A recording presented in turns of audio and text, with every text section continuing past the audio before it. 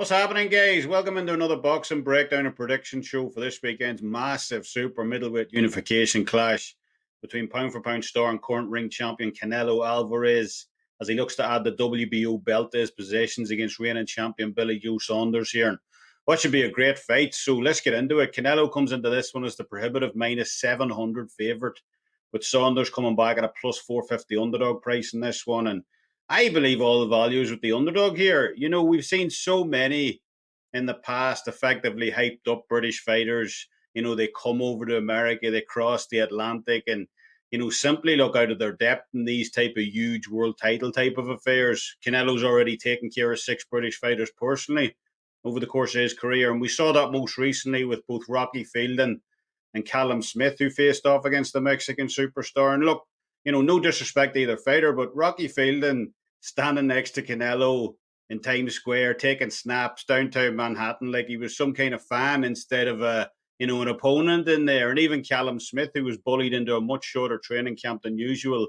as part of the contract negotiations for his fight against Canelo.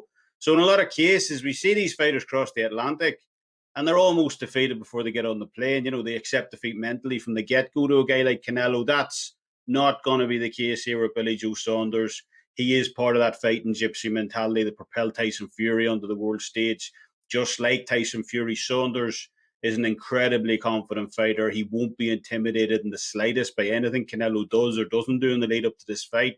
We just saw, for example, the ring size arguments going on social media and so on. So, the mind games have already started here, and I'm expecting that to ramp up even more so in the lead up to this fight.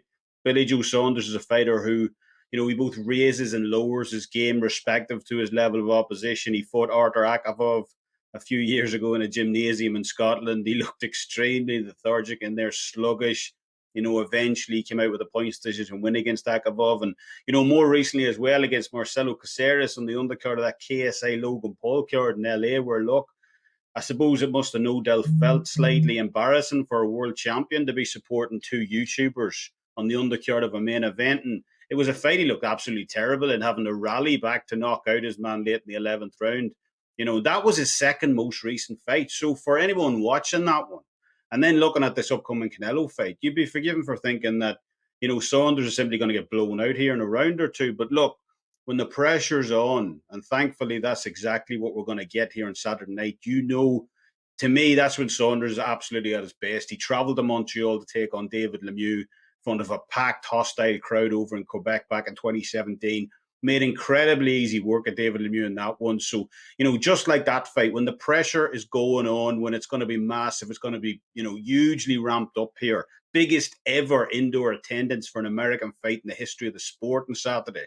AT&T will be absolutely rocking. So there'll be crowds baying for Saunders' blood in there. I firmly expect that hostile atmosphere to bring out the very best in Saunders, though. And, for him to put on somewhat of a show, look, there's no question. Canelo is one of the best fighters on the planet today. He is bar none. The best pure boxer there is for me. There are a host of other fighters, like, we'll not get into the whole list here, but Terence Crawford, Naoya Inoue, Alexander Usyk, and so on, who could, obviously lay claim to be pound for pound number one themselves. But to me, I don't think anyone has a greater level of skill and inside fighting than Canelo from the waist up. The way he can slip punches, his angles, the way he feints. I don't think any other fighter on the planet right now does that as well as Canelo does. So there is definitely a reason he's a huge favourite in this one. He seems to have a genuine animosity as well for Joe Saunders. On top of that, the problem for Canelo is, that while it's called boxing, legs still matter in this sport. And Joe Saunders is the most fluid mover in the 168-pound weight division, bar none. While Canelo struggled in the past against fighters that could move, Mayweather, Lara, Trout, and so on, they were long enough ago that I think we can look back and say with a certain degree of confidence that he's improved enough since then as a fighter that to use those fights as examples, which you've heard about in the media, they're simply not really relevant anymore. The problem is, though, is that since he arguably lost to Erislandy Lara back in 2014, he's been matched excellently by both Golden Boy and Matchroom DAZN in most of his subsequent fights. Now, that's not to say that he's cherry picking by any means. I don't believe Canelo engages in that at all, although I do think Golden Boy, someone did it on his behalf, when they still had control. But, you can't level that accusation at Canelo here. Here's a guy who fights Danny Jacobs, Callum Smith, Joe Saunders. And if he's victorious here, He says he wants Caleb Plant, says he wants David Benavidez next. So I have no doubt Canelo wants all the smoke at 168, and full credit to him. I just think post Lara, it created a perfect storm of opponents more suited to Canelo's style. James Kirkland, Liam Smith, Chavez Jr., Rocky Field, and so on. None of these guys are movers. And even guys like Triple G and Danny Jacobs, who, while extremely high level, were still actively looking to press the action in on Canelo in their fights. And that no doubt suited him to a degree. I think fighters have come to the conclusion more recently, and rightfully so, you simply cannot beat Canelo in the pocket. That's his domain. That's where he's king. And he's an absolute master there. So in 2 of his 3 most recent fights, we've seen a noticeable shift, in opponents looking to move on Canelo. Callum Smith, a hunter by nature, tasted Canelo's power early in that fight, went into survival mode as a result. And Canelo, despite chasing him for almost 10 full rounds, couldn't finish the job.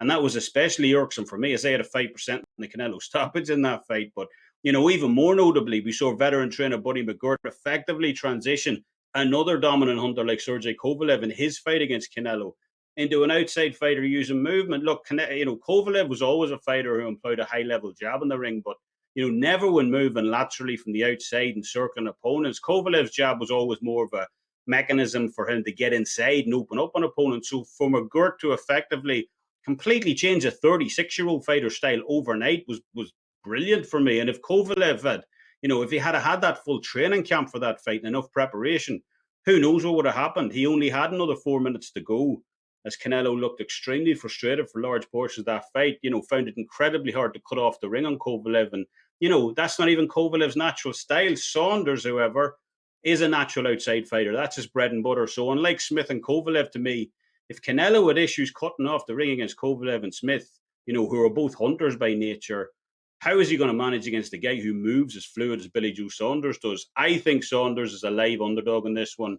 I think he's going to create a ton of problems for Canelo from the outside. And I've already put up 1% prop bet up on the draw here at plus 2,000. I wouldn't put anyone off taking Saunders by decision here either, plus 500. I've took a small position on that myself. We know judges love Canelo. We know fans love Canelo. This fight's taking place in Texas, so it's going to be an incredibly tall order for Saunders to get a decision here. So a draw might be the best case scenario for the British fighter. Either way, I'm expecting Canelo's toughest fight to date in years on Saturday night. And, bar a war against David Benavidez, which absolutely sign me up for that one. Outside of Saunders, I don't see anyone else having the capabilities to knock Canelo off his throne here. So I'll take a piece of the outright draw on this one. Plus 2,000 is a 1% prop bet for Saturday. We have a 5% max play up on this fight as well. We've included some additional prop bets as well. And we like some undercard selections, might add them before fight time.